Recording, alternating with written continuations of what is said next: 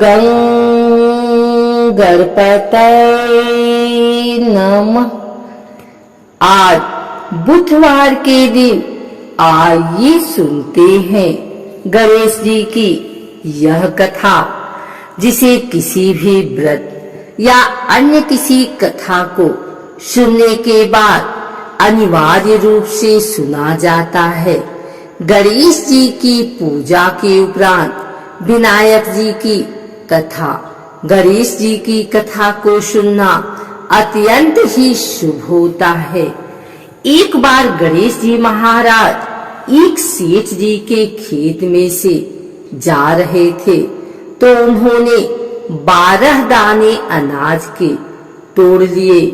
फिर गणेश जी के मन में पछतावा हुआ कि मैंने तो सेठ जी के यहाँ चोरी कर ली। तो गणेश जी सेठ जी के 12 साल की नौकरी करने लग गए।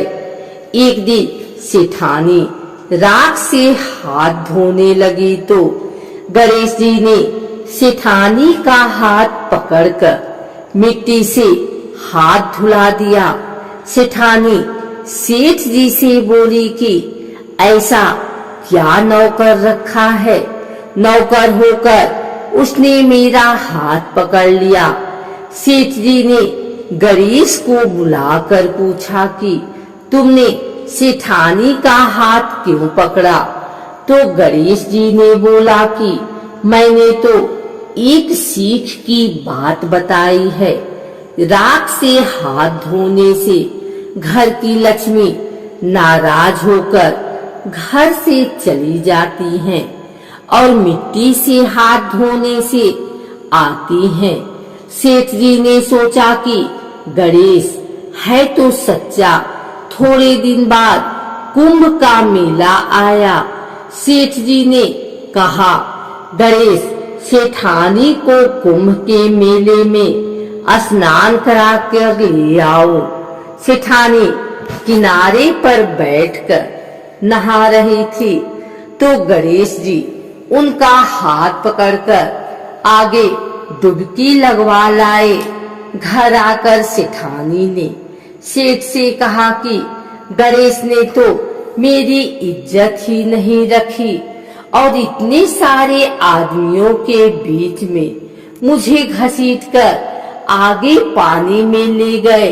तब सेठ जी ने गणेश जी को पूछा कि ऐसा क्यों किया?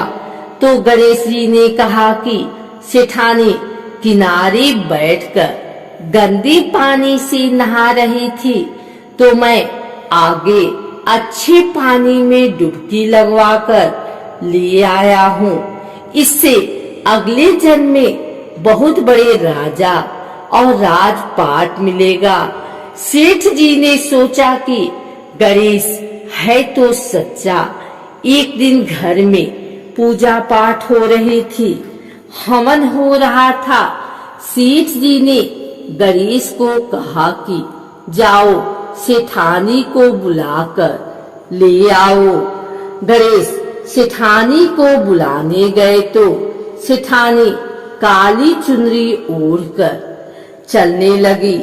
तो गणेश जी ने काली चुनरी फाड़ दी और कहा कि लाल चुनरी ओढ़ के चलो। सेठानी नाराज होकर सो गए। सेठ जी ने आकर पूछा, क्या बात है? तो सेठानी ने बोला कि गणेश ने मेरी चुनरी फाड़ दी। सेठ जी ने गणेश को बुलाकर बहुत डांटा और कहा, तुम बहुत बदमाशी करते हो। तो गणेश जी ने कहा, पूजा पाठ में काला वस्त्र नहीं पहनते हैं, इसलिए मैंने लाल वस्त्र के लिए कहा। काला वस्त्र पहनने से कोई भी शुभ काम सफल नहीं होता है। फिर सेठ जी ने सोचा कि गणेश है तो समझदार। एक दिन सेठ जी पूजा करने लगे, तो पंडित जी ने बोला कि ओ गणेश जी की मूर्ति लाना भूल गया, अब क्या करे? तो गणेश जी ने बोला कि मेरे को ही मूर्ति बनाकर विराजमान कर लो, आपके सारे काम सफल हो जाएंगे। यह बात सुनकर सेठ जी को भी बहुत गुस्सा आया और वो बोले कि तुम तो अब तक सेठानी से ही मजाक करते थे, मेरे से भी करने लग गए। तो गणेश जी ने कहा, मैं मजाक नहीं कर रहा हूँ, मैं सच कह रहा हूँ।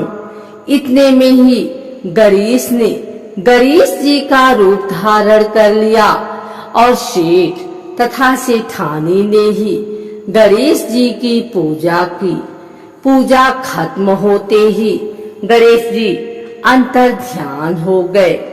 सेठ सेठानी को बहुत धोखा हुआ और उन्होंने कहा कि हमारे पास तो गणेश जी रहते थे और हमने उनसे इतना काम कराया।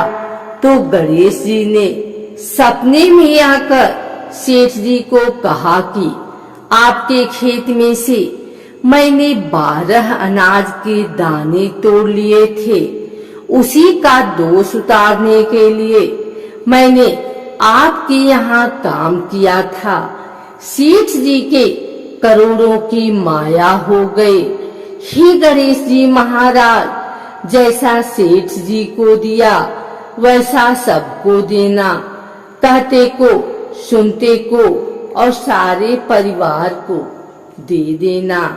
बुधवार का दिन व्रत रखने के लिए उत्तम माना गया है। इस दिन बुधदेव के साथ भगवान गणेश की पूजा की जाती है।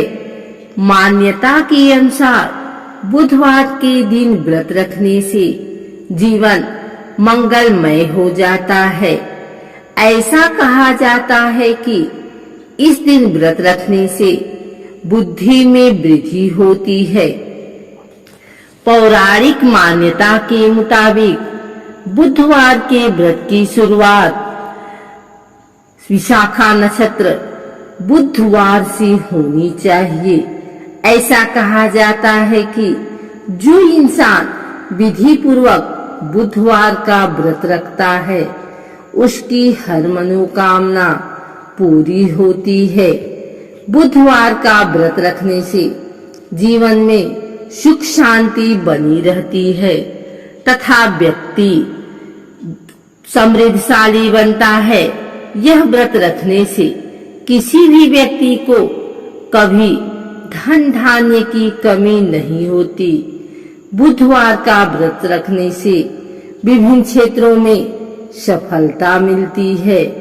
अगर आपको यह वीडियो अच्छी लगी हो तो इसे लाइक करें, कमेंट करें, शेयर करें। हमारे चैनल भक्ति गाथा को सब्सक्राइब करके बेल नोटिफिकेशन ऑल पर सेट कर लें ताकि आगे आने वाली वीडियो सबसे पहले आप तक पहुंच सके।